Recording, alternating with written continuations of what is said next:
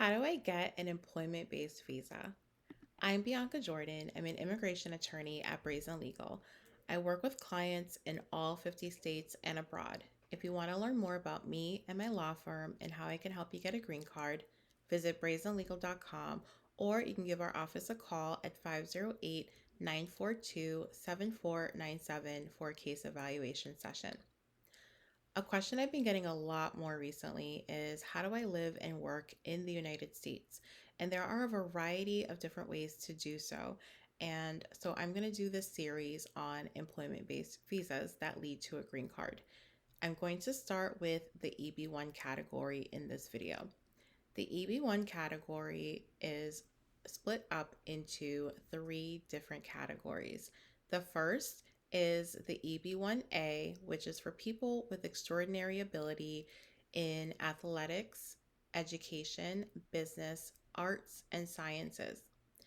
A person who wants to apply for this visa has to show that they have sustained national and international acclaim and achievement that's been recognized in their field. So, what does that mean? Basically, you can't have just been a one hit wonder. You have to continue to be dope. You have to be continuing to do amazing things in your field. So, what do you need to show in order to get an EB1A visa? So, you could use something that's a one time achievement. For example, you got a major internationally recognized award, something like maybe you got a Pulitzer Prize, or maybe you won an Oscar for something that you were in or involved with, or maybe you were in the Olympics and you won an Olympic medal. Something like that is enough and counts as a one time achievement that would help you qualify for an EB1A visa. You also have to show how what you're doing is going to benefit the United States. For people who are from a different country who maybe did something that was of national or international importance for your country, you can kind of make the argument that it could possibly benefit the United States as well. You can also have people in your field, such as experts in your field, write letters of support to also support your application for an EB1A visa.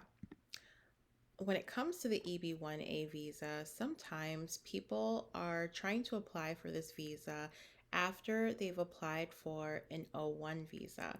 An O1 visa is kind of like a temporary version of the EB1A. The O1 also deals with people who have extraordinary ability. However, it does not directly lead to a green card like the EB1A does.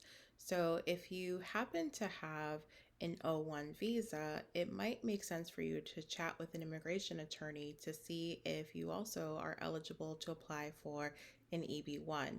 Having an O1 visa doesn't necessarily guarantee you that you're going to get approved for the EB1A because, it's two different visa types. Like I mentioned, the O1 does not directly lead to a green card, whereas the EB1 does lead to a green card. But it is very helpful for your EB1 application if you can show that you've already demonstrated extraordinary ability with your O1 application. This application for an EB1 visa, the advantages of applying for this type of visa is that you don't have to file a perm later certification, so you don't have to go through that process. You can self-petition, so you don't need to have an employer who is going to be filing this green card application for you. And compared to backlogs for other categories, they're not that bad and almost non existent with the EB1A category. You also have the benefit of being able to apply for premium processing if need be. The next visa category that we're going to cover is the EB1B, and this is for outstanding professors and researchers. And this is really for people who have international recognition for outstanding achievements in a particular academic field or for research, you have to have at least 3 years of experience in teaching or research in your particular academic field. And unlike with the EB1A, where you can show either national or international recognition, for the EB1B, it has to be international. So, for example, if you have major international prizes or awards for outstanding achievement in either research or teaching, that would be very helpful for you in applying for this visa.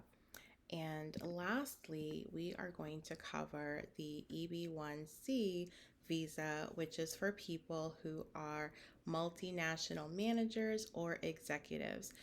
Unlike the EB1A, which you can self petition, and the EB1B, you also need an employer, but the EB1C, you need an employer too.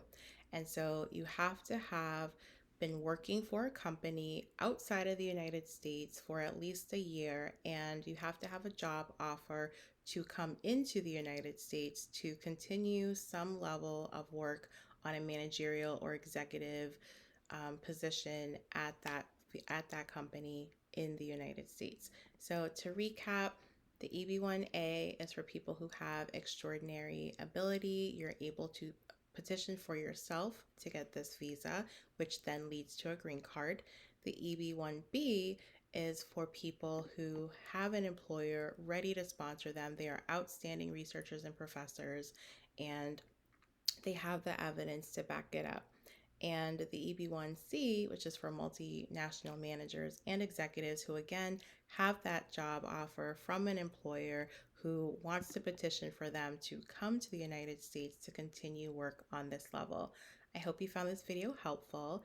If you're interested in exploring your options for getting an employment-based visa, visit brazenlegal.com to book a session with me.